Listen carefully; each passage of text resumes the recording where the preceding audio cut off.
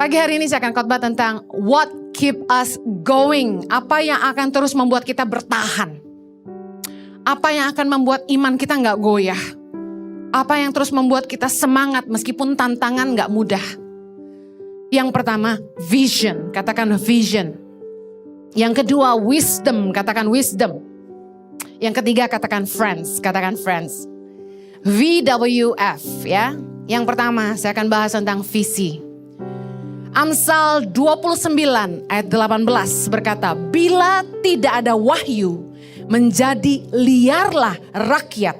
Berbahagialah orang yang berpegang pada hukum. Mari lihat terjemahan dalam KJV, King James Version.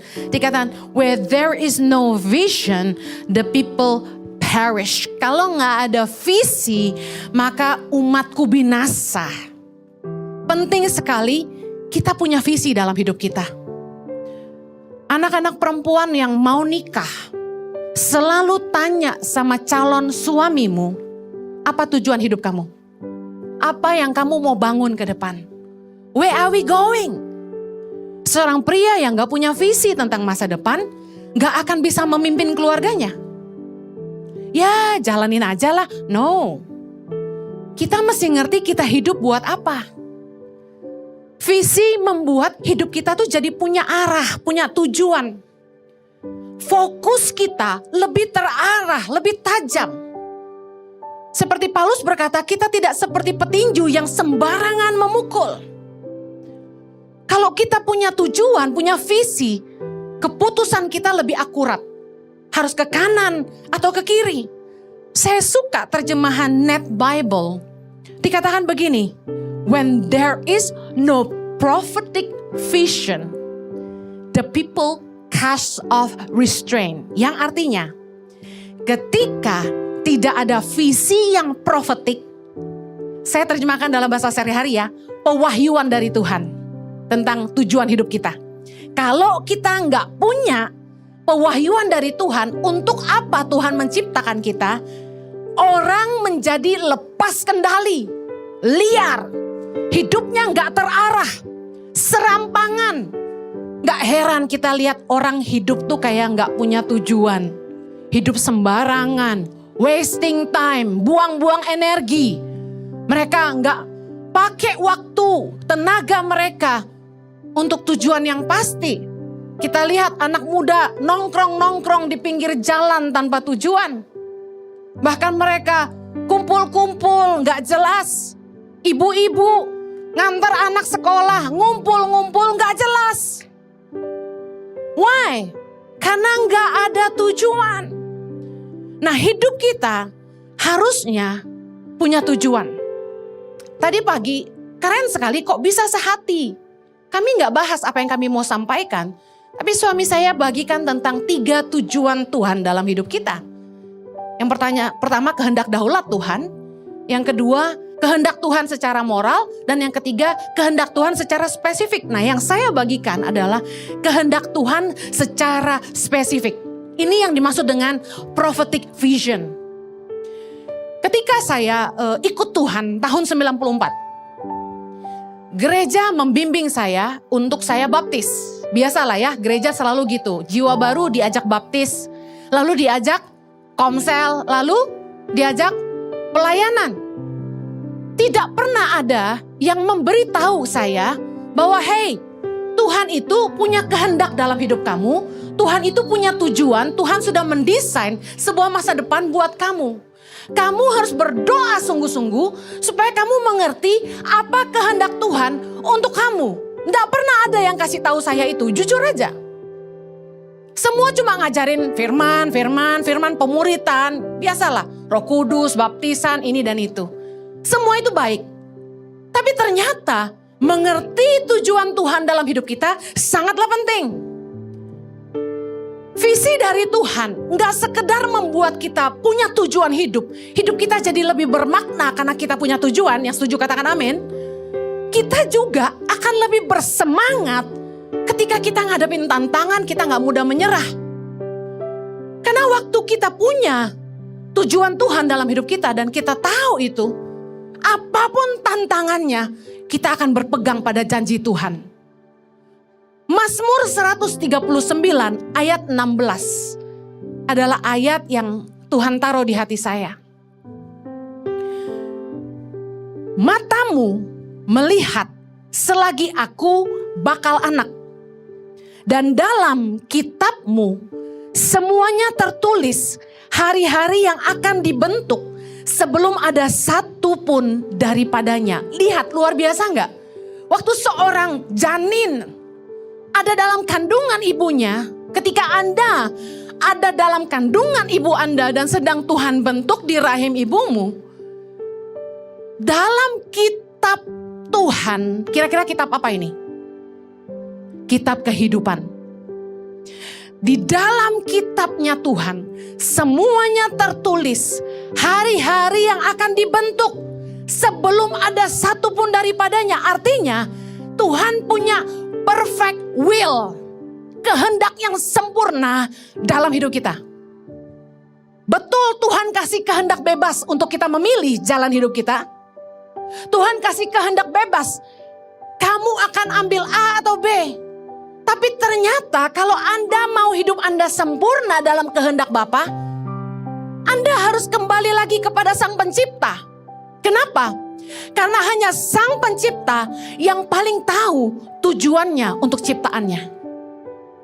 Kalau saya lagi bikin masakan, semua masakan rata-rata basicnya sama. Apa? Bawang putih, bawang merah, betul nggak? Daun bawang rata-rata pakai, jahe kadang-kadang. Kita potong. Orang lihat kita mau masak, saya taruh ayam mentah, ayam bisa dimasak apa saja. Hanya saya yang tahu saya mau masak apa hari itu, bisa paham. Yang paling tahu untuk apa Anda diciptakan cuma Sang Pencipta. Dia yang tahu apa yang dia tulis di kitabnya tentang hari-hari yang dia mau untuk hidupmu. Dan saya mengejar Tuhan ketika saya dapat ayat ini. Saya doa pagi, siang, malam hanya bertanya satu hal. Apa yang Tuhan mau untuk hidup saya? Tuhan tidak langsung jawab. Tuhan ajari saya dari hal-hal kecil. Saya selama ikut Tuhan, saya diajak pelayanan. Anda tahu pelayanan saya yang pertama apa? Kecrek, breng, kecrek, breng. Saya apa? Penari. Saya penari di gereja. Dari kecil umur 6 saya udah balet. Jago lah dikit. Kemudian saya disuruh jadi singer. Karena dianggap suaranya boleh. Nyanyilah saya. Kemudian jadi worship leader. Kemudian sempat jadi worship pastor. Akhirnya saya, karena pengalaman-pengalaman ini, saya mengambil keputusan kuliah di Hillsong Bible College dengan major Creative and Art, majoring in vocal. Menjurus banget gak tuh? Vokal, bos. Coba suruh saya nyanyi, malu-maluin. Gak berani saya nunjukin dalam tanda kutip kehebatan saya bernyanyi, karena saya gak ada apa-apanya dibandingin Cika, singer Iji. Nggak ada apa-apanya dibandingin Rusahana ya. Hari ini saya nggak jadi Henny Simorangkir, bukan? Kira-kira menurut Anda sia-sia nggak? Berapa tahun saya sekolah segitu? Bayarin guru nyanyi saya. Setengah jam itu $30 Australian. Setengah jam. Saya kerja sejam $10. Kalau kita hitungan dagang, bokang tahu. Rugi, bocuan. Investasi sia-sia bertahun-tahun sekolah, buang waktu, buang uang. Gak balik tuh. Hari ini gua nyanyi gak ada yang bayar. Bisa paham maksud saya? Kenapa? Karena gak ada yang kasih tahu saya pelayanan itu baik. Saya gak bilang mimpin pujian itu gak baik. Tapi ternyata Tuhan punya kehendak yang sempurna bagi saya. Saya baru ngerti bahwa Tuhan panggil saya pertama untuk mengeluarkan orang dari kemiskinan. Yang kedua, Tuhan panggil saya untuk menyampaikan, untuk mengajar firman Tuhan. Saya gak pernah tahu bahwa saya itu diberi kemampuan sama Tuhan untuk mengajar. Katanya kalau saya yang ngajar, orang jadi ngerti. Padahal versi marah-marah. Haters banyak yang bilang, khotbah kok marah-marah. Saya kasih tahu rahasia, jangan kasih tahu kemana-mana. Khusus jemaat ICI aja. Saya sendiri sebel dengerin saya khotbah. Jadi waktu rekaman itu diulang, sebenarnya nih bela diri dikit. 45 menit khotbah tuh gak semuanya marah-marah. Bener gak? Ada lucunya, ada bengongnya. Campur aduk katanya kayak sayur asem. Tapi herannya justru bagian yang saya ngomong gak berhenti dan kenceng, itu yang viral. Ibu-ibu dengar saya bladadadadadada gitu. Itu yang viral. Berarti orang lebih demen saya marah. Waktu COVID saya ngekhotbah depan kamera gak ada emosinya, diprotes. Begitu saya khotbah di mimbar, Pak Rizal langsung bilang gini, nah ini yang gue demen, dia bilang gitu. Berarti Anda lebih suka saya marah-marah. Ada istilah pengerja ICI, penekanan, bukan marah-marah. Yeremia 29 ayat 11. Sebab aku ini mengetahui rancangan-rancangan apa yang ada padaku mengenai kamu. Sebenarnya ini aja udah jelas ya, benar gak? Bahwa Tuhan punya rancangan gak buat Anda? Yeremia 29 dalam terjemahan firman Allah yang hidup. Saya dapat ini dari khotbah suami saya tadi pagi, saya kaget kok sama ayatnya. Karena aku mengetahui segala rencanaku bagimu. Demikianlah firman Tuhan. Keren gak sih? Nah, Tuhan punya tujuan untuk hidup kita. Mari temukan tujuan Tuhan yang spesifik bagi hidup Anda. Apa sih yang Tuhan mau dengan kita? Karena begitu Anda mengerti apa tujuan Tuhan menciptakan hidupmu, kamu tuh sudah tidak ragu melangkah. Ibaratnya milih jurusan kuliah udah mantep. Sayangnya waktu saya nemu tujuan Tuhan dalam hidup saya udah umur 28. Mau kuliah lagi udah telat. Anak masih lahir baby, saya harus urus. Akhirnya saya learning by doing. Kita kalau punya visi dari Tuhan, saya kasih tahu, tantangan selalu ada. Percaya nggak saya ngalamin begitu banyak masalah di tangan pengharapan? Anda pikir menolong orang miskin gampang? Saya mau kasih tahu, pekerjaan yang tersulit yang saya pernah lakukan selama saya hidup adalah ngurusin orang. Kita yang mau nolong dia aja kayak dia yang nolong kita. Saya sampai ngemis. Please let me help your children. Saya dipalak-palak, dimintain duit, suruh bangunin rumah. Gereja minta dibangunin. Yang kayak gitu-gitu kalau masuk kampung tuh. Kalau nggak nurutin, ditutup jalan kita. Musuh saya bukan beda agama, yang seiman dan sejawatan. Tahu dong, lihat aja di YouTube. Tukang bakmi musuhnya tukang bakmi yang lain katanya. Ironi. Kesulitan saya memenangkan masyarakat adalah orang yang sama-sama percaya Yesus beda aliran tidak suka. Saya bilang gini, makanya dari dulu gua gak mau punya gereja tuh begini. Kenapa sih mesti ada tembok-tembok denominasi? Makanya gereja kita gak pakai kata denominasinya di depan, karena itu cuma legalitas, karena kita perlu punya izin. Kita adalah orang percaya yang berdampak bagi bangsa, katakan amin. Saya gak mau pakai denominasi-denominasi, saya bilang itu cuma bikin kita jadi bangun tembok. Saya undang umat Katolik datang ke gereja ini. Saya undang agama lain boleh datang ke gereja ini. Saya gak peduli mereka duduk dengan pakaian seperti apa. Mereka rindu dengan kebenaran, dan menurut saya kebenaran, kasih buat semua agama bisa diterima. Kenapa harus bikin sesuatu yang membuat orang jadi gak mendengarkan kebenaran? Saya udah bilang dari awal kita running gereja ini, kalau ada yang datang ke sini dan Anda lihat, ih, ini gereja, jangan kasih tahu. Biar aja. Mungkin dia nyasar, puji Tuhan. Ada yang nyasar. Dia datang, dia masuk. Terus ada yang samperin. Mbak, salah tempat ya? Loh, ini bukan mall. Bukan katanya. Ini gereja. Ya, dia pergi. Mesti jangan, biar aja. Mari, kalau Anda mau bertahan dalam hidup ini, Anda bisnis, Anda mesti tanya Tuhan. Tuhan, apa yang Tuhan mau saya lakukan di bisnis saya?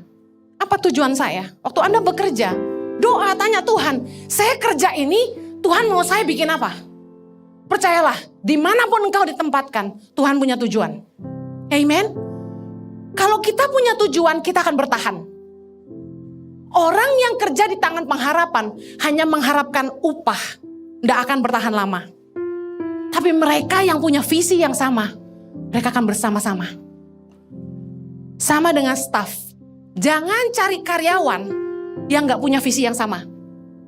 Kan Anda tidak bisa membangun bersama orang-orang yang tidak punya tujuan yang sama. Kalau Anda mau nikah, Anda harus pastikan Anda nikah dengan orang yang setujuan. Saya menemukan banyak pernikahan yang jadi tidak sepadan karena beda tujuan. Yang selanjutnya, apa yang membuat kita terus bertahan, what keep us going, adalah wisdom from God. Hikmat yang dari Tuhan. Tahun depan, Pak Presiden Jokowi bilang merupakan tahun-tahun yang genting. Genting tuh artinya gak mudah, banyak tantangan yang luar biasa. Hidup kita aja banyak tantangan, betul gak?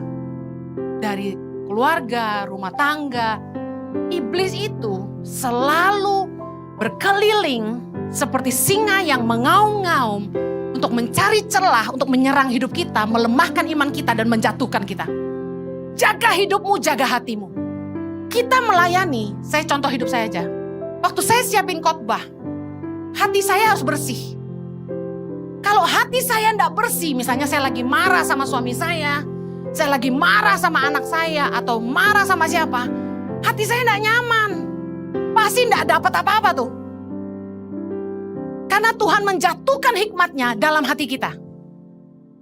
Kenapa firman Tuhan berkata, Amsal 4 ayat 23, jagalah hatimu dengan segala kewaspadaan, karena dari situlah terpancar kehidupan. Karena Tuhan itu menaruh hikmatnya di hati kita. Makanya kita harus jaga hati kita. Kalau Anda menghadapi tantangan, dengar, Anda harus tenang. Damai sejahtera Allah yang Anda harus minta. Supaya Anda tenang. Kalau Anda tidak tenang, Anda kacau, Anda tidak bisa mendengar Tuhan. Makanya kita butuh sendirian. Bahasanya me time, waktu sendiri. Setiap hari di tengah-tengah jadwal Anda yang padat dari pagi sampai malam, Anda harus bisa menemukan waktu sendiri. Jangan pakai alasan waktu sendiri Anda pergi jauh-jauh, sebenarnya bukan sendiri. Sendiri plus yang satu itu. Bisa ngerti maksud saya? Waktu sendiri saya adalah ketika pagi hari, suami saya belum bangun, saya turun ke bawah, saya duduk dengan iPad saya taruh kopi di sampingnya, saya mulai merenung. Saya diam, saya merem sedikit, tanya Tuhan, apa yang Tuhan mau sampaikan buat saya. Tuhan mulai ajar saya. Kita harus belajar diam, tenang, dan fokus sama Tuhan. Kita gak boleh terus memusingkan, mikirin utang, mikirin ini, mikirin itu. Udah gak usah dipikirin. Ambil waktu tenang, karena kita butuh hikmat Tuhan. Waktu hidup menghadapi apapun, Anda harus punya waktu tenang dengan Tuhan, supaya dia menjatuhkan hikmatnya dalam hati kita. Tahukah Anda bahwa hikmat yang dari Tuhan yang membuat Salomo menjadi raja yang bijak dan adil. 1 Raja-Raja 10 ayat 24. Baca sama-sama. Seluruh bumi berikhtiar menghadap Salomo untuk menyaksikan hikmat yang telah ditaruh Allah di dalam hatinya. Lihat, hikmat itu ditaruh Tuhan di mana? Dia katakan di hati saya. Kita harus minta hikmat sama Tuhan. dalam memutuskan apapun dalam hidup kita. Mau ke kanan atau ke kiri.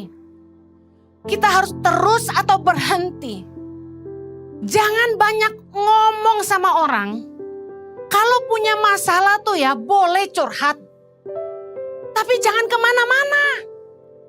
Curhat sama orang yang tepat, yang Anda bisa percaya. Orang yang bisa memberi masukan yang baik dalam hidup Anda. Nanti sebentar saya bahas itu di akhir. Tapi yang paling penting curhat sama Tuhan. Waktu berdoa, jangan terlalu banyak ngomong. Saya tahu waktu Anda stres, Anda punya banyak kebutuhan, Anda pengen cerita sama Tuhan. Tuhan gini, boleh. Tapi izinkan beri waktu sebentar diam di kaki Tuhan. Izinkan dia bicara dalam hatimu. Tuhanlah sumber hikmat kita. Kolose 2 ayat yang ketiga. Sebab di dalam dialah tersembunyi segala harta hikmat dan pengetahuan. Tahukah Anda, hikmat yang dari Tuhan membuat Anda cerdas, membuat Anda mengerti banyak hal yang mungkin Anda tidak pernah pelajari sebelumnya.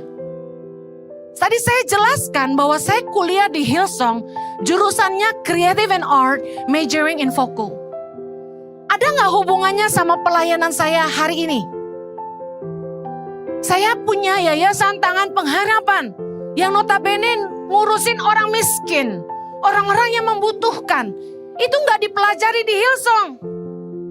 Nggak ada pelajaran itu. Untuk bikin program, untuk bikin project, bikin SOP, bikin sistem di yayasan. Bagaimana bisa control center ada 85, ada 6.100 anak. Seluruh Indonesia. Ada 8 asrama, ada 1 mobile klinik. Ada beberapa tim pemberdayaan di seluruh Indonesia. Bagaimana kontrol mereka semua? Saya kasih tahu kenapa saya bisa bikin program, kenapa saya bisa bikin project, bagaimana saya bikin sistem, dan lain sebagainya. Hikmat dari Tuhan. Hikmat dari Tuhan memampukan kita mengerjakan hal-hal yang Dia mau kita kerjakan tanpa kita pelajari sebelumnya. Saya bisa bicara sama guru-guru pedalaman Tangan Pengharapan di annual meeting setiap tahun seperti kemarin. Saya harus ngomong sama semua perwakilan dari seluruh daerah tanpa bawa catatan. Saya tidak bawa iPad saya tidak buka buku, saya tidak pakai PPT, saya duduk dan cerita sama mereka. Seperti seorang mama. Saya ngomong 1 jam. Semua dari hati saya. Kenapa? Karena hikmat itu tidak ada di buku. Hikmat itu tidak ada di otak. Hikmat itu di hatimu. Tuhan mengajari kita banyak hal kalau kita bergantung pada hikmat dari Tuhan. Makanya ada lagu yang berkata, percayalah kepada Tuhan dengan segenap hatimu. Tahu lagu itu? Dan jangan bersandar kepada pengertianmu sendiri. Itu Amsal 3 ayat 5. Mengajar kita supaya kita percayalah kepada Tuhan dengan segenap hatimu. Dan janganlah bersandar kepada pengertianmu sendiri. Kita harus percaya bahwa Tuhan Maha Tahu. Anda gak bisa bilang, saya ini master bisnis lulusan Harvard. Urusan bisnis udah, Tuhan jangan urus-urus. Tuhan urus gereja aja. Tuhan gak ngerti apa-apa soal bisnis saya. Enggak. You won't believe it. He's the master of everything. Amen. Dia pencipta segalanya. Apa yang dia gak tahu? Anda jangan sok tahu. Malah itu harusnya. Belajar ngandelin hikmat Tuhan itu sumber kemenangan kita. Anda pikir ngurus anak gampang? Ngurus anak menurut saya pekerjaan tersulit di dunia ini. Anak kalau udah mulai lebih dari 12 tahun, itu kayak batang pisang udah berubah jadi jati. Udah gak bisa dibengkok-bengkokin, susah setengah mati. Mau nakal-nakal, mau baik-baik. Makanya orang tua mesti ngerti, golden age 0 to 12. 0 sampai 12 tahun. Investasi waktu terbanyak buat anak-anakmu. Jangan serahin pembantu. Anda tinggalin anak di rumah sampai pembantu diajarin cari kutu. Nah anak-anak gini cari makan gitu. Listen up. 12 tahun adalah waktu yang pendek. Tahu-tahu anak kita udah gede. Betul gak? Begitu remaja udah kenal pacar. Udah bisa naksir orang. Kunci pintu itu tanda berubahnya. Pengalaman gue. Udah mulai lampu diremang-remangin di kamarnya. Mama mau beli lampu yang bisa warna kuning, pink, biru. Aduh kenapa nih anak? Pintu udah kunci. Lagu setel kencang-kencang. Apa sih lagunya? Gue soalnya gak tahu lagu dunia. Katakanlah lagu gini. Apa ya? Pokoknya gue gak tahu. Gue bilang ini kenapa sih dengerinnya lagu begini? Pokoknya lagu cinta-cinta. Apaan sih, geli banget gue. Kan dia masih kecil ya kan. Saya pikir kita udah terlambat menyadari anak kita udah besar. Dia udah ngerti banyak hal. Udah gak gampang dikasih tahu. Saya tuh minta hikmat sama Tuhan bagaimana ngadepin anak 3 ini. Puji Tuhan tuh anak saya tuh anak baik-baik gitu loh. Gak ada yang nakal ekstrim gitu. Tuhan tahu kali ya kemampuan saya gak sanggup saya. Bisa gila. Udah mesti khotbah. Anak pendeta bandel. Aduh mau gimana saya. Puji Tuhan loh anak saya tuh gak aneh-aneh. Tapi tetap ada tantangannya guys. Saya minta hikmat sama Tuhan. Ini gimana anak saya Tuhan. Saya percaya Anda yang punya anak-anak remaja. Ngangguk-ngangguk dong biar gue berasa gue gak sendirian gitu loh. Katakan saya butuh hikmat Tuhan. Yeah. Hikmat itu menolong kita menghadapi tantangan, menemukan jalan keluar. Kreatif dalam berpikir. Anda yang kerja, jangan nyontek karya orang lain terus. Minta hikmat sama Tuhan, saya harus bikin karya apa? Saya kasih tahu, jadilah orang yang terdepan, jangan jadi orang yang fotokopi orang lain. Tahukah Anda kelebihan dari orang-orang yang terdepan? Waktu orang mulai kopi-kopi dia, kita udah duluan. Saya lihat teman-teman pendeta lain pada bikin 60 minutes worship ditambahin belakang dan depannya atau di Indonesiain. 60 menit penyembahan apa gitu. Ada lagi 60 minute worship apa gitu. Berani lagi WA ke saya. Saya senang. Karena Ici menginspirasi. Bukankah kita senang ketika hidup kita berdampak? Memang itu live to impact. Tapi saya jadi ketawa, saya pikir gini. Lu cuma gini loh, lu cuma butuh doa dan minta hikmat sama Tuhan, lu mesti bikin apa? Jangan copy orang lain terus. Suami saya orang yang suka belajar. Dia selalu lihat-lihat gereja lain bikin apa, tapi kita gak copy mereka. Saya bilang, Jo, just for knowledge, it's fine. Copycat, no way. We have to have our own color. Kita masih punya warna sendiri. Kita harus belajar dari orang lain. Kita bukan Superman, Superwoman. Tapi saya selalu percaya bahwa hikmat Tuhan terutama.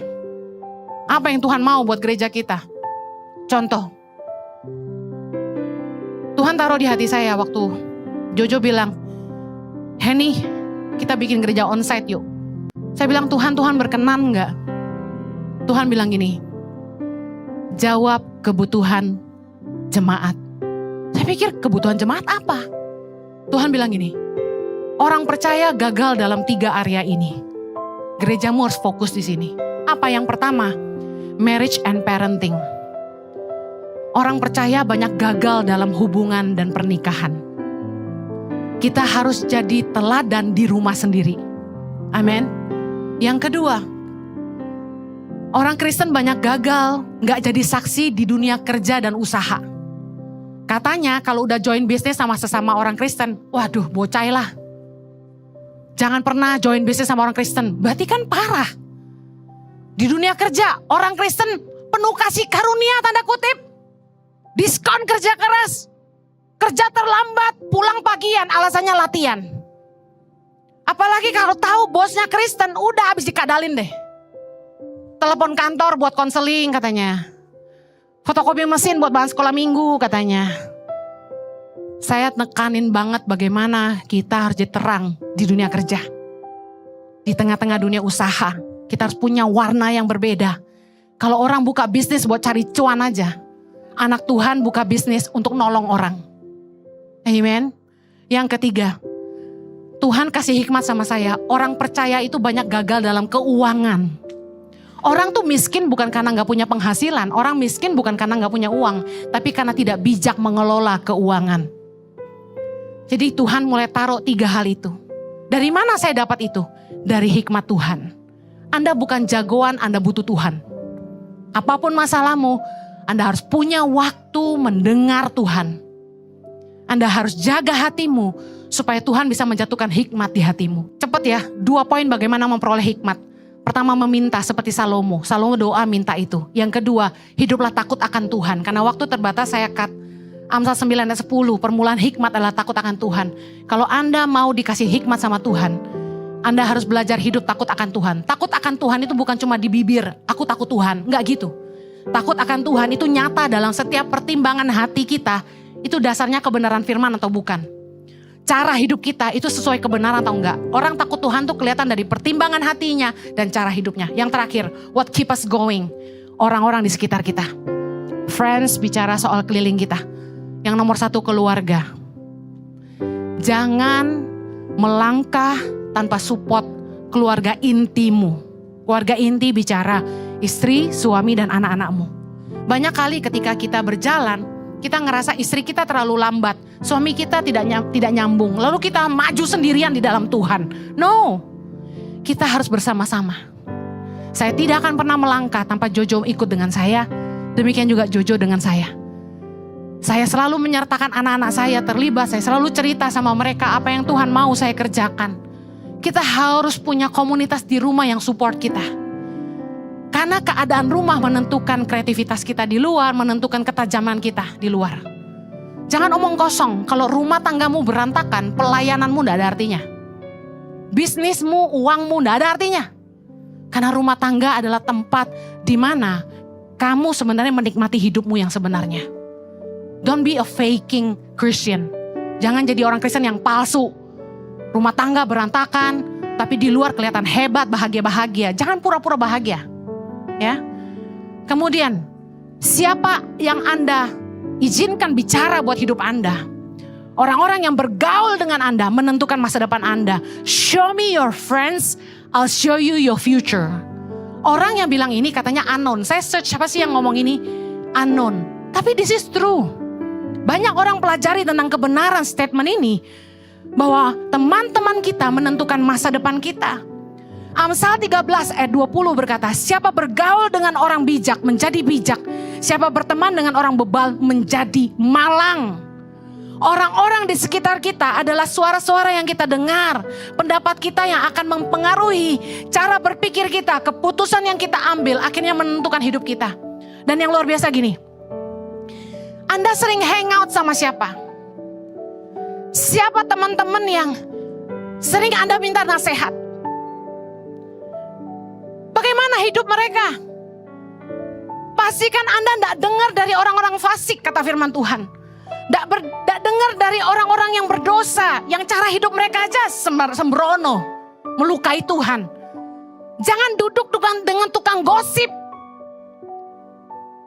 Tapi kata Mazmur 1 ayat 2, yang kesukaannya adalah Taurat Tuhan dan yang merenungkan Taurat itu siang dan malam. Anda perlu nasihat. Jangan curcol sama temen yang gak ngerti firman. Dia akan bilang ini, gue lihat lu berantem mulu, udah cerai aja. Kenapa? Anak lu pacaran? Hah, di kamar? Oh, udah biasa.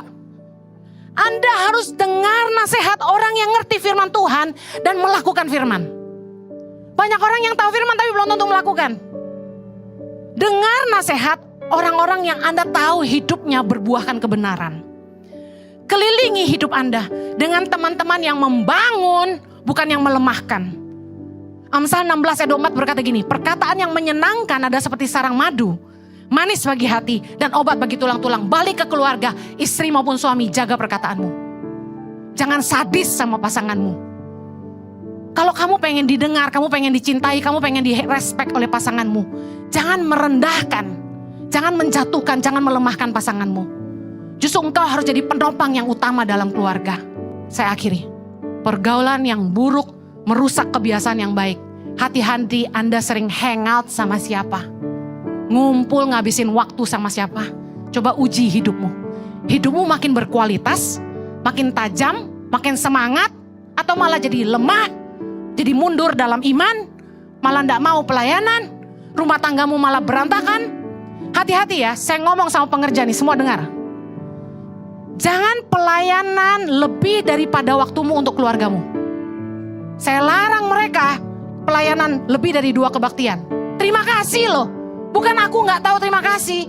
Terima kasih loh buat pengerja-pengerja ICI yang luar biasa. Melayani dengan hati. Tapi kalian harus urus keluargamu baik-baik. Keluargamu nomor 1. Setahu saya kalau mulai WA saya malam-malam saya bilang gini, kamu harus tidur. Kamu harus cuti. Kamu harus spend time with your family. Have time with your kids. Kita harus sehat. Jangan sampai ngumpul sama teman lebih banyak daripada kumpul sama keluarga. Itu gak benar. Istri dan anakmu harus diurus. Suamimu harus diurus. Amen. Kalau Anda ingin bertahan, terus kuat di dalam Tuhan, pastikan Anda punya rumah tangga yang sehat, lingkungan yang sehat, yang membuat hidup Anda terus dibangun. Mari kita berdoa. Tuhan memampukan kami. Tuhan memberikan kasih karunia, menolong kami untuk terus kuat di dalam iman, terus bertumbuh di dalam Tuhan. Kami tidak mudah menyerah, kami percaya Tuhan pasti menggenapi janji-Mu dalam hidup kami. Bicara buat umat-Mu, bukakan telinga rohani mereka untuk mendengar Tuhan. Supaya mereka menemukan tujuan Tuhan dalam hidup mereka. Mereka boleh menemukan visi dari Tuhan. Mereka boleh dipimpin oleh hikmat yang dari Tuhan. Dan mereka juga dikelilingi oleh teman-teman seiman yang akan menolong, menguatkan mereka. Keluarga yang menopang mereka. Terima kasih Bapa. Berkati umat-Mu. Di dalam nama Yesus kami berdoa. Amen.